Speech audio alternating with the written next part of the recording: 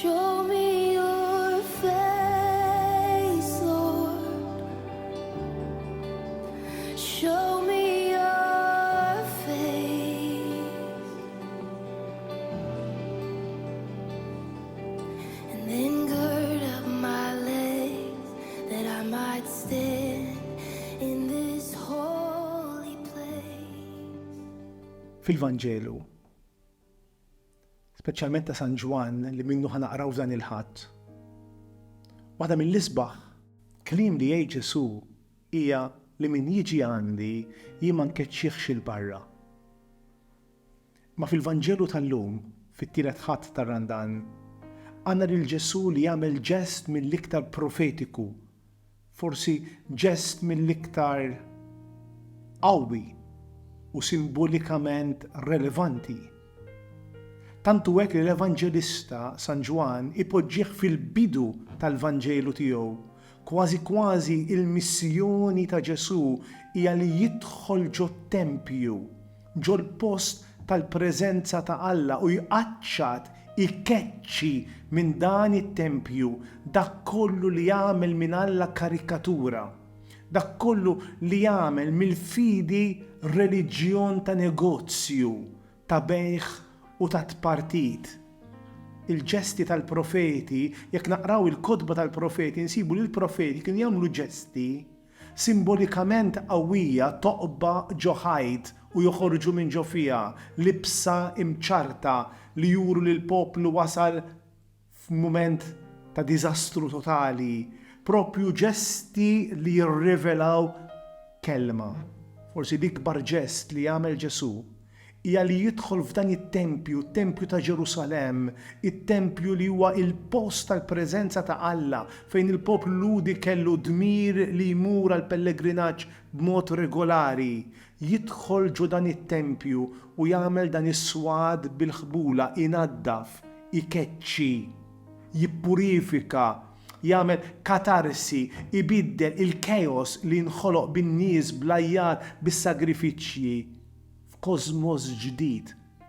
Normalment fil-ħdud ta' żmien tar-Randan f'dan il-ħadd ikonna s-Sammaritana li tgħidlu fejn ħa nadura lil Alla u Ġesu jgħidilha tadura lil Alla fl-ispirtu u fil-verità. Illum f'din is-serje li qegħdin nimxu flimkien fil-mixja tagħna ta' lejt mid-deżert, il-post fejn tiffaċċa l-verità tiegħek innifsek, għall-muntanja, id-dera ta' Alla fid-dawl tiegħu naraw id-dawl. Illum turina l-ispazju li fih aħna rridu naqdmu ir-reliġjożità naturali tagħna. Aħna rridu natfu anka mill-ispazji reliġjużi tagħna, mill-knejjes tagħna, mid-devozzjonijiet tagħna, dak kollu li l-Alla ma jogħġbuhx. Is-sagrifiċċji tagħkom ma jogħġbunix, anka ġew fina. Jekk aħna San Pawl jgħid li aħna t-tempju ta' Alla, intom it-tempju ta' Alla l-ħaj, Alla jogħġbuh in-nies li jadurawh fl-ispirtu u fil-verità, hemm bżonn inħallu l dan Ġesu ir-raj tajjeb li għandu l-ħatar u l-asluġ jidħol fina bħal f'tempju u jnaddaf, ikeċċi, iqaċċat minn ġo fina dak kollu li ma jgħinix.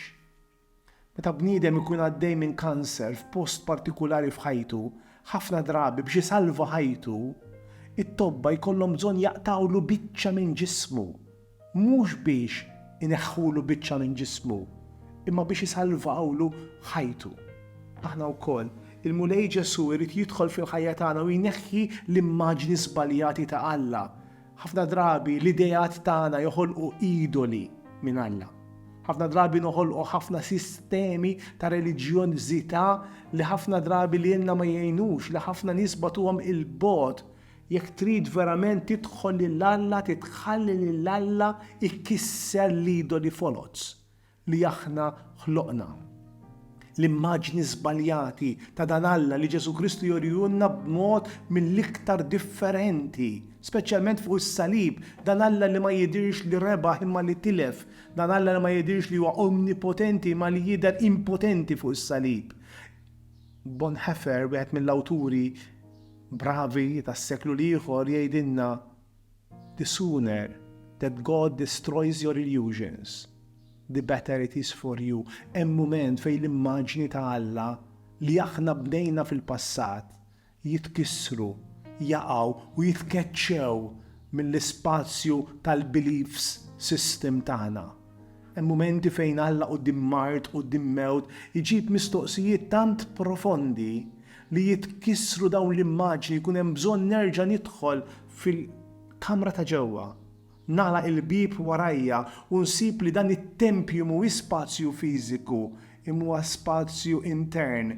Insib li l-answers li tawni fuq Alla fl-antik hemm bżonn li jinbidlu biex jagħmlu sens fil-ħajja u fid-tbatija li qed ngħix. Hemm bżonn titkeċċa minn ġofija din il-biża minn Alla u tidħol l-imħabba vera lejn Alla, għax Alla hu imħabba u daw kollha li jarawh biss minn din il-lenti tal-imħabba, mhux mill-lenti tat-partit, mhux mill-lenti tal-merti, mhux mill-lentijiet l-oħra li ħafna drabi r-reliġjoni hija mimlija bihom li jistgħu jagħtu glorja lil Alla. Tempju ta' Alla huwa intom, jgħid San Pawl. Ġesu Kristu jgħid li t-tempju ta' Alla huwa il-ġisem tiegħu. Illum f'dan il-ħadd aħna msejħin li jekk ridu nagħmlu din il-mixja lejn il-għid il-kbir, inħallu lil Mulej jinaddaf it-tempju li hu ġisimna. Li nerġgħu aħna niġu f'paċi ma' dan il-ġisem tagħna, li natfu l-ġisem mill-affarijiet kollha mit-toksik kollha li lilu jħamġuh, imarduh. Innatfu wkoll il-Knisja, l-komunità li temmen li inti tkun parti mill-ġisem ta' Kristu tfisser li inti ssir parti minn komunità li temmen. Tanti nieqsa din fil-Knisja tagħna, tant għandna individwi li jgħixu r-reliġjożità tagħhom billi jisimgħu qudies, billi jqerru, billi jagħmlu affarijiet reliġjużi mingħajr ma jħossu li huma parti mid-dilja, parti mill-ġisem, parti minn din il-komunità.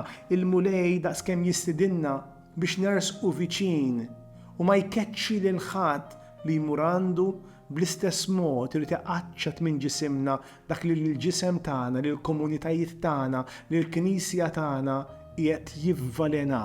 Ħafna drabi madwarna naraw li ħafna mill-istrutturi reliġjużi qegħdin jonqsu jfallu nuqqas ta' vokazzjonijiet, knejjeż vojta, mhux dejjem huma sinjal ħażin. Għax hekk il-Mulej jużhom biex inaddaf dak kollu li mhuwiex triq li twassal għal għandu, dak kollu li mhuwiex direzzjoni vera, allura l-Mulej jkun jista' jerġa' jibni mill-ġdid it-tempju tiegħu ġewwa fina. Dan huwa l-misteru vera tal-għid, dan hija l-identità vera tagħna. U llum xtaqt nagħlaq propju bi kwotazzjoni li jgħid Sant Wistin, li propju hija kwotazzjoni mill-isbaħ li tuħħanna propju f'dan il-misteru, dan il-bżonn profond. Ġesu Kristu jiġi kundannat propju mħabba fekk. Imħabba dak li qal li ħajkisser it-tempju u jerġa' jibnieh. Anzi jgħid li l-ebda ġebla minn dan it-tempju l-antik ma ħajibqa'. Alla jrid jibni t-tempju tiegħu ġo fina, Alla jrid nies li jadurawh kif jgħid is-Samaritana mhux fuq il-muntanja, mhux ġo t-tempju imma fl-ispiritu, fil-verità ta' ħajti, hi kif inhi.